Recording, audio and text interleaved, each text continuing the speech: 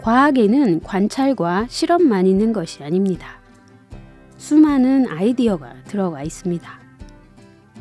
양자라는 개념도 막스 플랑크의 아이디어였습니다. 양자라는 보물을 자연에서 캐낸 것이 아니라 자연의 어떤 성질을 양자라는 의미로 해석한 것이었죠. 이 아이디어는 세상이 파동과 입자라는 상보성을 지닌 세계임을 알게 했고, 비어있다고 여겨졌던 진공은 끊임없이 양자 요동을 일으키는 양자장임을 알게 해주었습니다. 아인슈타인은 이 아이디어를 바탕으로 빛의 알갱이, 광자의 존재를 세상에 알렸고, 광자 위에 올라탄 사람을 상상하여 특수 상대성 이론을 세상에 내놓았습니다. 우리가 현실에서는 잘 느낄 수 없는 질량에 의해 휘어지는 시공간도 아인슈타인이 자유 낙하를 하는 사람을 상상하며 이뤄낸 업적입니다.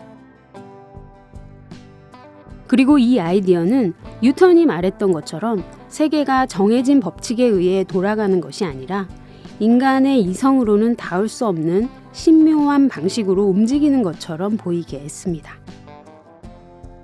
관찰하면 입자가 되는 것처럼 보이는 양자의 신묘한 움직임은 여전히 수많은 질문들을 낳고 있습니다. 이 책에서는 궁극의 미스터리라는 제목으로 9가지 질문을 던집니다. 빅뱅 이전에는 무엇이 있었을까? 시간은 어디에서 왔는가? 생명은 어떻게 시작되었는가 등 현재 과학과 철학이 고심하고 있는 질문들입니다. 그런데 모든 질문들이 하나의 답으로 모아집니다. 결국 마음이 이 모든 것들을 일으켰다는 것입니다. 우주의식, 인간적인 우주, 인간의 경험 세계를 기반으로 한 퀄리아 과학 등 새로운 개념들도 등장합니다. 우주의식, 즉 마음이 모든 것의 시작이라는 답은 우리에게 너무 익숙하지요. 원인의 원인을 찾아가다 결국 원인 없는 신이라는 개념을 만든 방식과 다르지 않습니다. 그래서 언제나 질문이 중요합니다. 어떤 질문은 막힌 생각을 돌파할 수 있게 해주지만 어떤 질문은 계속 쳇바퀴를 돌게 하고 새로운 개념을 만들고 또 만들게 합니다. 예를 들어 빅뱅으로 모든 것이 시작되었다고 말하는 과학자에게 빅뱅 이전을 묻는 것은 설탕이 달지 않았을 때를 묻는 것처럼 그 자체로 모순입니다. 저자들은 우주의 조화로움에 주목합니다. 우주의식이 이런 아름다운 상태를 설계했다고 보고 있지요. 그러나 과연 우주는 조화로운 상태일까 질문해 볼 필요가 있습니다.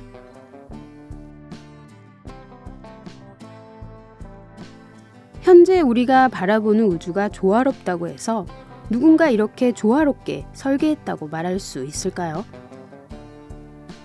태초의 불균형이 빅뱅을 일으켰고 우주는 부조화의 상태로 몇백억 광년을 지나쳐 왔다는 사실을 가볍게 지나칠 수는 없을 것 같습니다.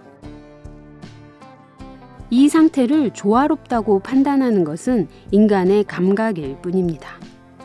어쩌면 우주는 어마어마한 혼돈 가운데 있을지도 모릅니다. 끊임없는 양자 요동 가운데 잠깐의 균형점을 맞이한 것일 수도 있지요. 인간의 감각이 잠깐이라는 우주적 시간을 몇백 년으로 감각하는 것일 수도 있습니다. 인간이 인간 본위로 의미 부여한 것들을 실제라고 착각하는 오류를 범하면 안 될 것 같습니다.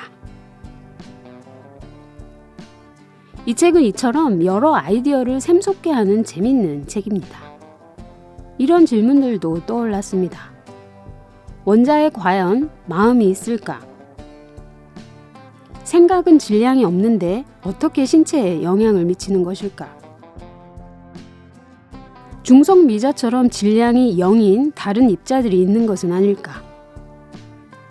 양자역학과 뇌과학, 진화 생물학에 대한 이해를 넓혀가는 데도 많은 도움을 주었습니다. 답정 너의 결론도 나름의 재미를 안겨주는 부분입니다.